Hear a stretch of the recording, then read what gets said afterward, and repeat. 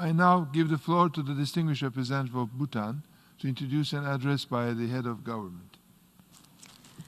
Mr. President, Excellencies, it is my great privilege and pleasure to introduce the pre-recorded statement of the Honorable Prime Minister of Bhutan, Linchen Dr. Lotay Tshering, at the general debate of the 75th session of the General Assembly.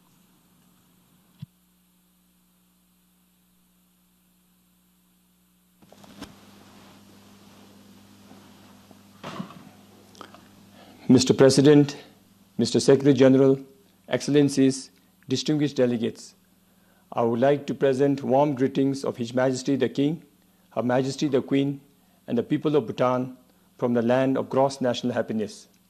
To begin with, we express our solidarity with the international community as we cope with COVID-19. We offer our prayers for the lives lost to the pandemic, and we wish strength to the loved ones.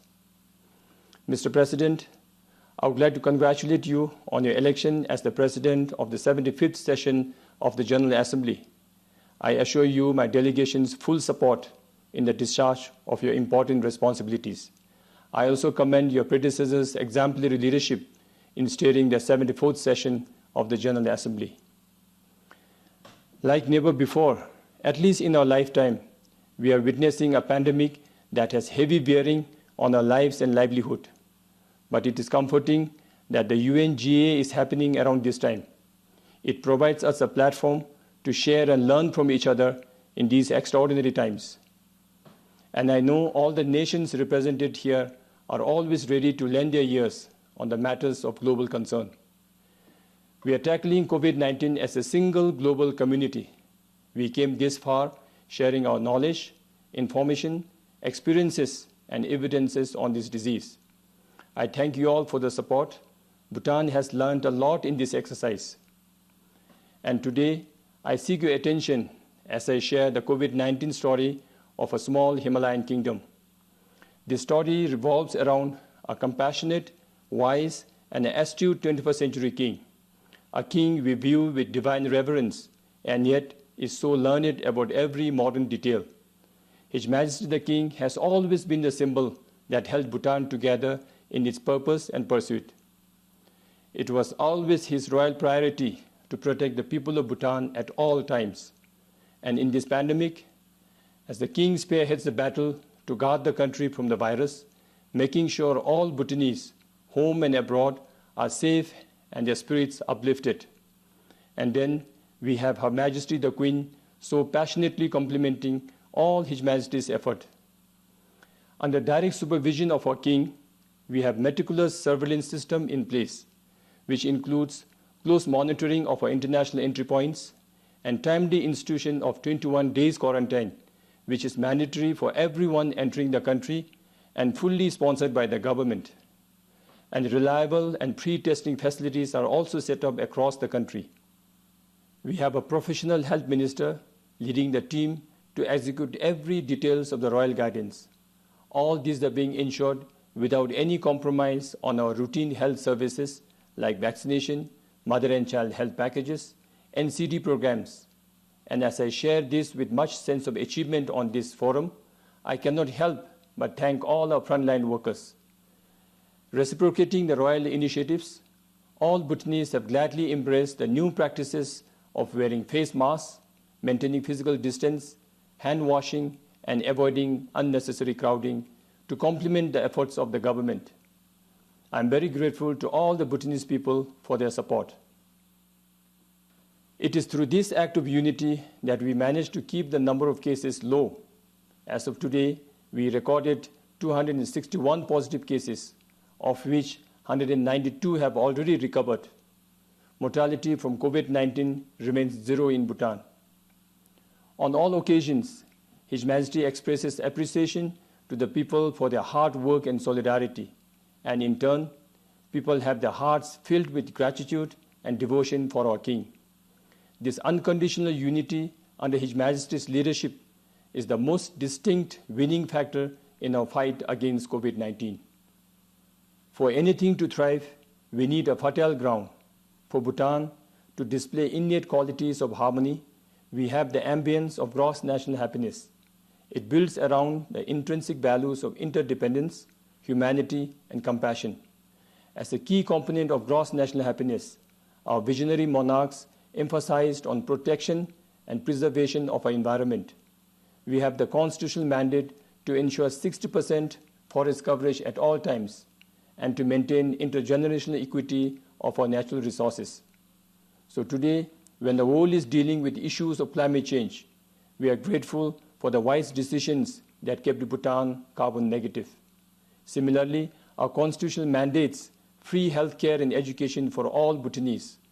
Our monarchs have always insisted on strengthening the social sectors, saying it is investment and not expenditure.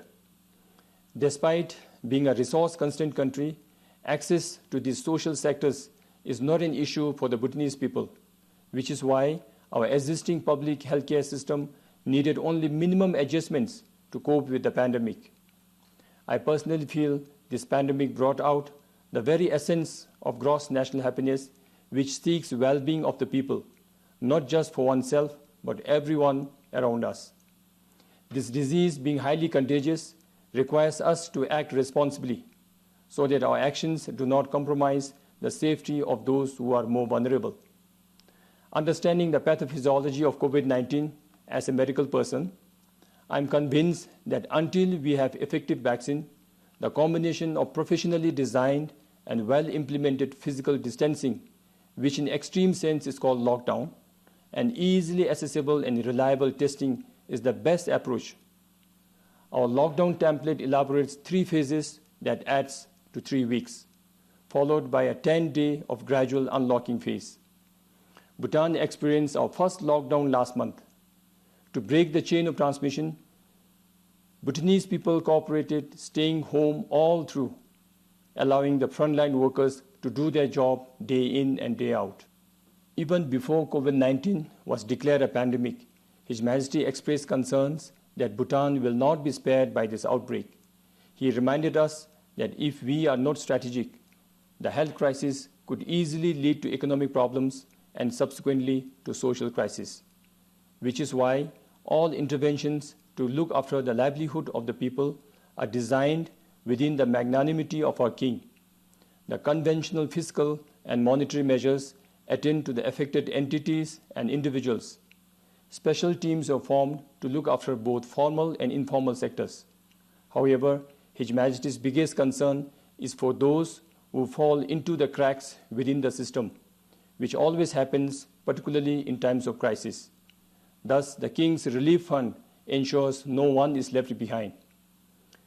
The royal interventions goes to the extent of taking care of the interest payment of all the loans of the citizens for a year. A special package is designed for the elderly and people with comorbid medical conditions.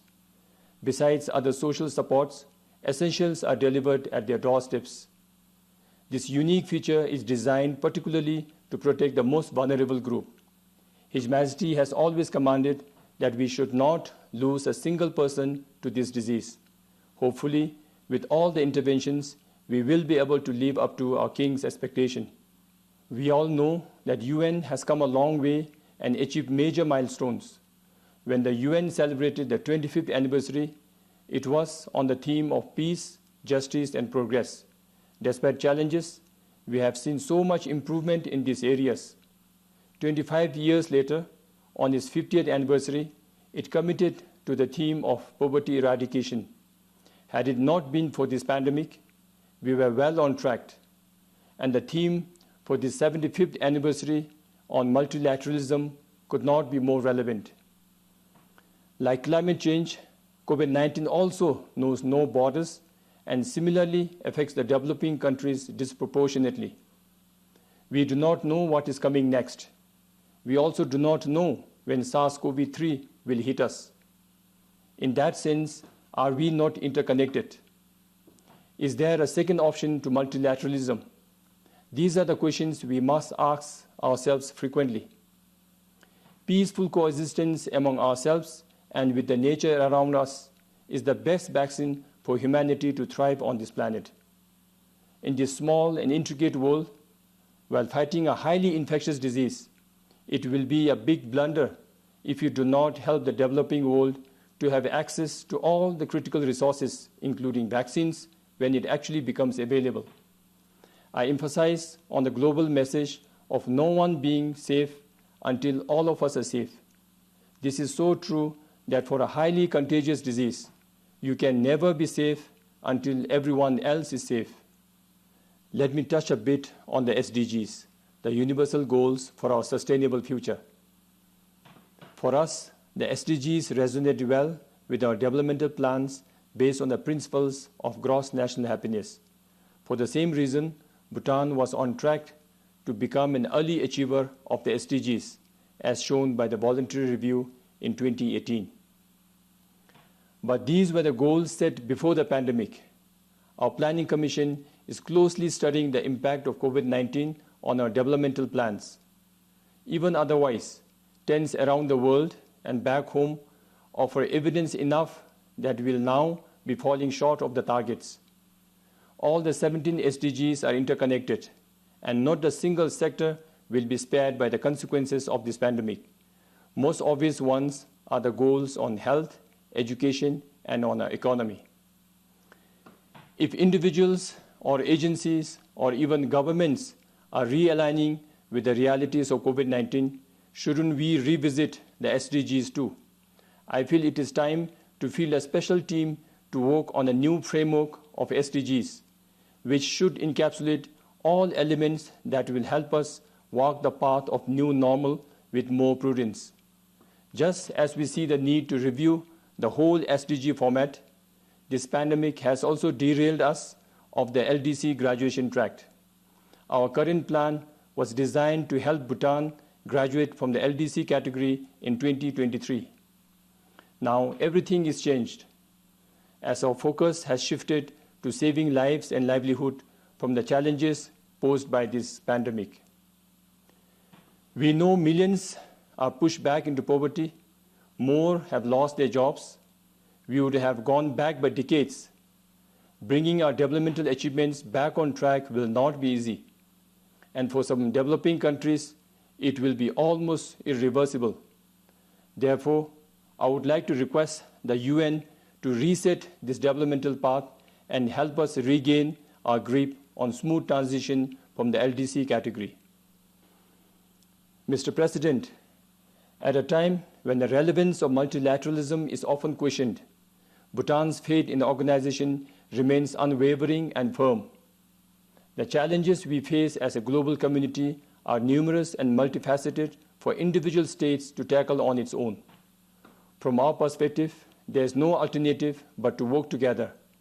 At the same time, the UN must also evolve and match the changing realities. In particular, the existing structure and composition of the UN Security Council do not reflect the current realities and circumstances of the world. Bhutan has also long supported the aspirations of the G4 countries to serve as permanent members to an expanded Security Council. Of course, Africa also appropriately represented. As a peaceful country, we have enjoyed the benefits of the UN membership for almost 5 decades. We joined the fraternity of troop and police contributing countries in the year 2014. Since then, our engagement with peacekeeping operations have gradually increased. We stand ready to be deployed at all times. Excellencies, ladies and gentlemen, with health and education being the priority of this government, may I remind you that last year I shared with you all the gratifying news of making our teachers the highest paid civil servants in my country. With such historic initiatives, my government was excited to redefine our educational system that was not just about school enrollment and conventional teaching. We were going all out to engage our children in learning processes that is meaningful and built around relevant skills and innovation. But it is disappointing we have to opt for online and distant learning due to circumstances. This robs our young minds of opportunities to play and eat together with the peers and teachers on the same campus. In the process, they are deprived of all the values of human connection. We all know that have huge psychosocial impact. We may not realize it today, but we'll have to bear the brunt down the line. it could impact an entire generation of our children if we are not mindful of that today.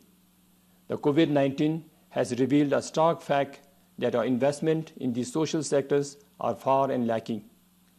No one can be sure when SARS-CoV-3 might trigger another pandemic. Therefore, we must redesign our developmental path and develop our investments in the social sectors. Going forward, relevantly educated and healthy global citizens will have to be at the heart of our new normal. If we all are convinced that spending more on health and education is an investment, not an expenditure, if we all live by this commitment, it would be a different ball game hereafter. That way, when the UN celebrates the next milestone, the 100th anniversary, we would have achieved 100% literacy rate, which empowers everyone with relevant skills and knowledge for a meaningful life. This would also enable everyone to be 100% digitally competent to help them derive advantages of technology from all corners of the world. And as a medical practitioner, it would be wish-fulfilling if our health system improves so much that our life expectancy touches 100 years when the UN turns a century in the year 2045. Finally, in wishing the 75th session of the UNGA every success, we send prayers for good health and happiness of every living being on this planet. Thank you and Tashidile.